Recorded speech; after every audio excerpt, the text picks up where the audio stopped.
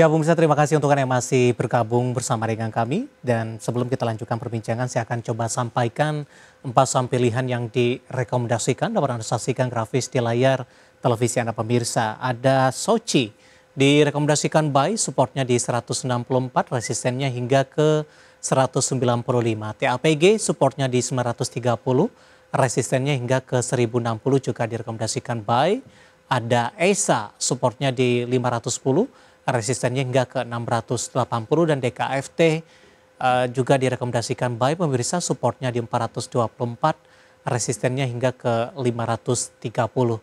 Ada Soci, TAPG, ESA dan DKFT dan lagi-lagi keputusan investasi tetap ada di tangan pemirsa IDX Channel. Baik Pak Danika, kita lanjutkan kembali Pak 4 saham pilihan yang Anda rekomendasikan.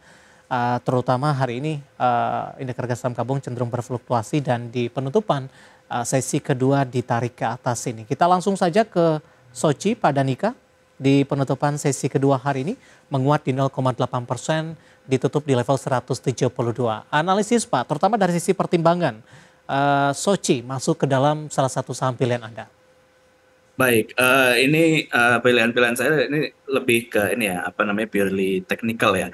Jadi Soci ini kemarin dia sempat breakout ya pada tanggal 16 Juni kemarin dan dia koreksi lagi, udah sempat 2 kali dengan volume besar ya dia coba breakout.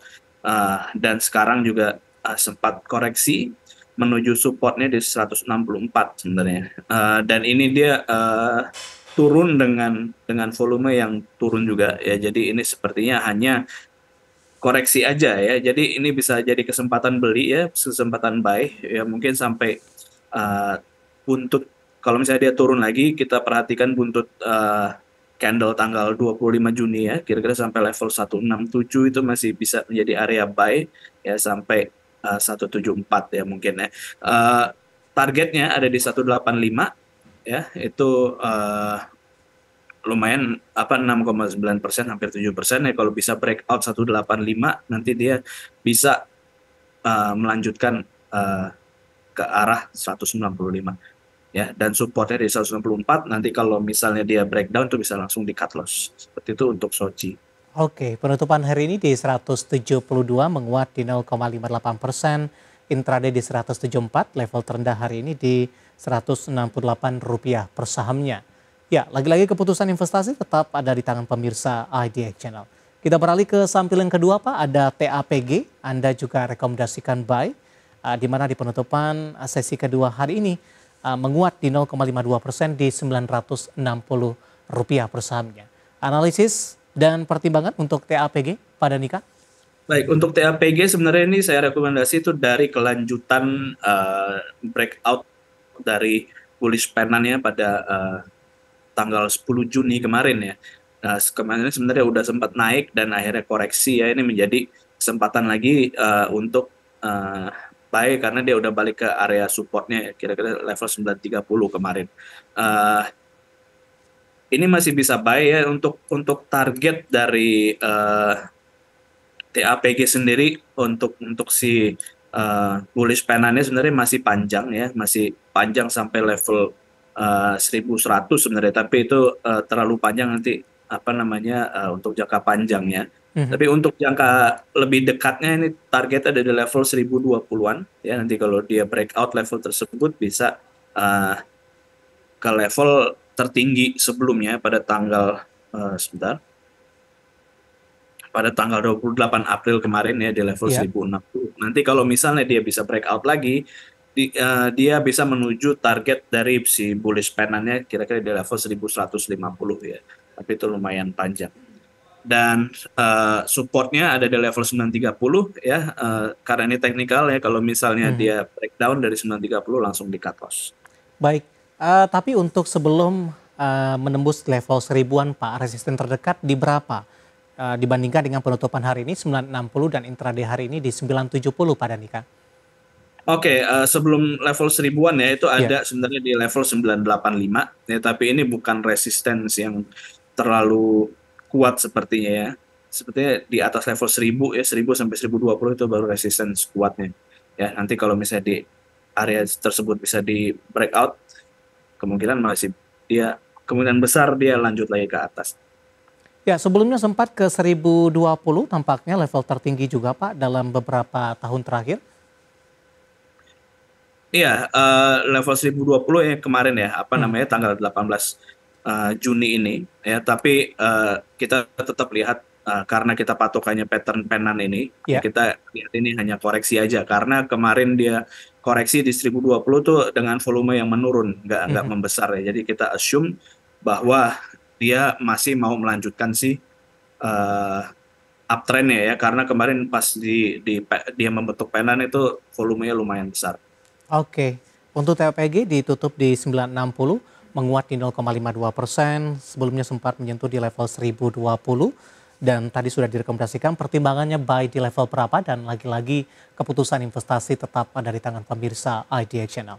Dari TAPG pemirsa kita beralih ke saham pilihan selanjutnya, ada ESA, juga direkomendasikan buy, saya ulang kembali, untuk supportnya di 510, resisten hingga ke 680.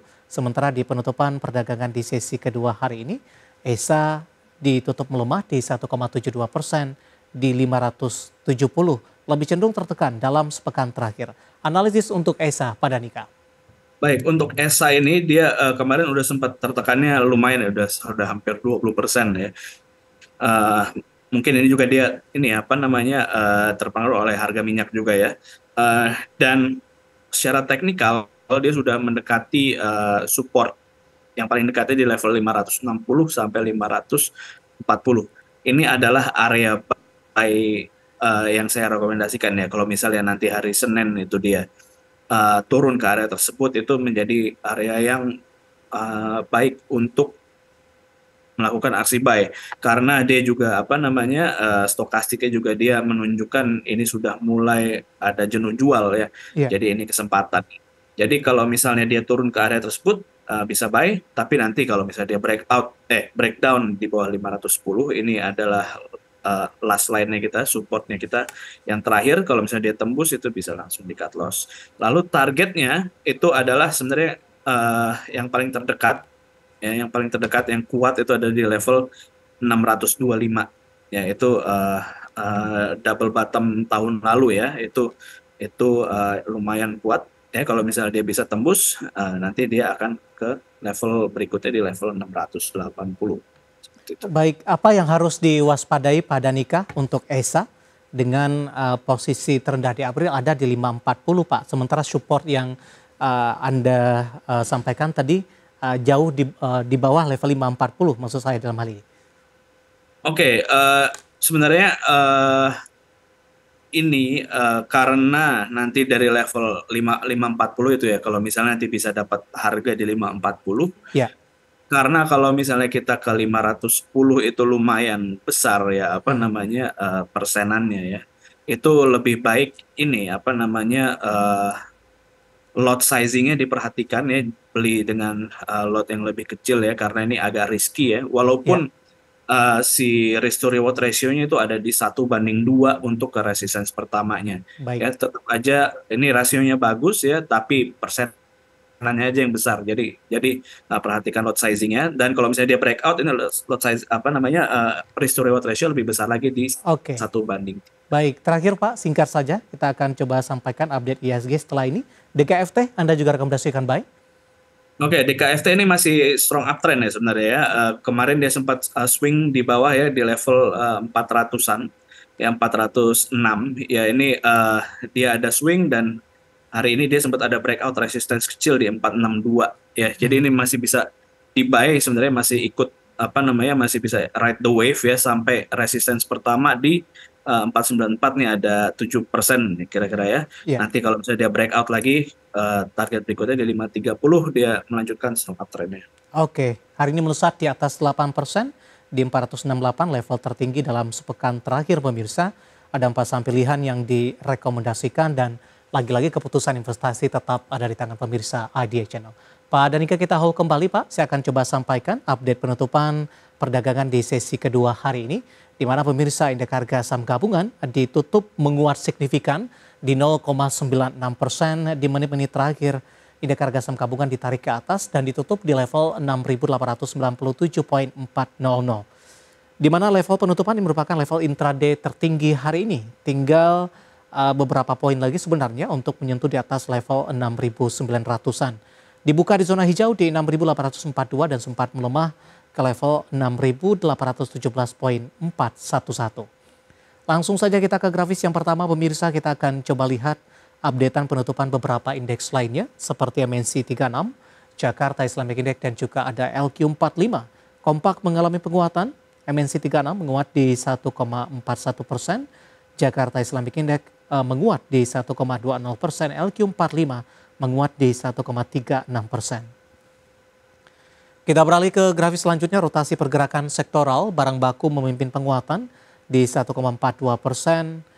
sektor keuangan menguat di 1,27%, teknologi menguat tipis di 0,04%, sementara transportasi dan logistik berbalik melemah di 1,61%. Selanjutnya kita akan coba lihat saham-saham yang menjadi penopang indeks harga saham gabungan sehingga di penutupan sesi kedua hari ini mengalami penguatan signifikan di menit-menit terakhir jelang penutupan pemirsa. Dari perbankan Big Cap, BBRI menguat ditutup di level 3.830, BMRI juga menguat di 5.025, Aman ditutup di zona hijau di 8.525 dan Telkom menguat dan sudah kembali menembus di atas level 2.700-an. Sementara posisi saham-saham yang hari ini menjadi pemberat yang masuk ke dalam top losers, di antaranya ada PNLF ditutup melemah di level 258, DSSA tertekan ke 55.200, ADI juga melemah ke 6.700 dan PNBN melemah ke 1.145. Ya, updatean perdagangan di penutupan sesi kedua hari ini dan semoga bisa menjadi salah satu referensi untuk Anda, terutama dalam menghadapi perdagangan di pekan depan. Kita akan jeda kembali pemirsa, setelah ini kita akan coba ulas beberapa pertanyaan masuk di WhatsApp interaktif kami. Kami akan segera kembali sesaat lagi.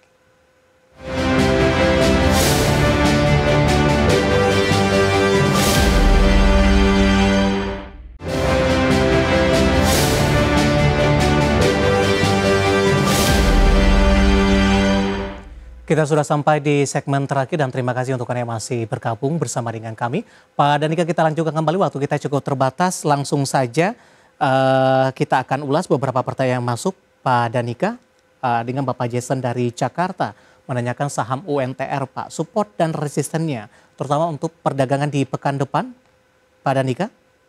Oke, untuk UNTR ini sekarang dia udah berada di support kuat sih, tapi masih ada sedikit lagi ke bawah ke level 20.900 ya. Ini bisa di buy kalau misalnya besok hari Senin tuh hijau di atas 21.200 ya. Ini lumayan menarik ya karena dia juga udah udah oversold juga ya. Jadi mungkin targetnya tuh ada di level 22.200 ya, lumayan ada 400 ada kurang lebih 5% ke atas. Lalu kalau misalnya dia breakout nanti bisa ke level 23.450 ya, cut loss di bawah 20.900.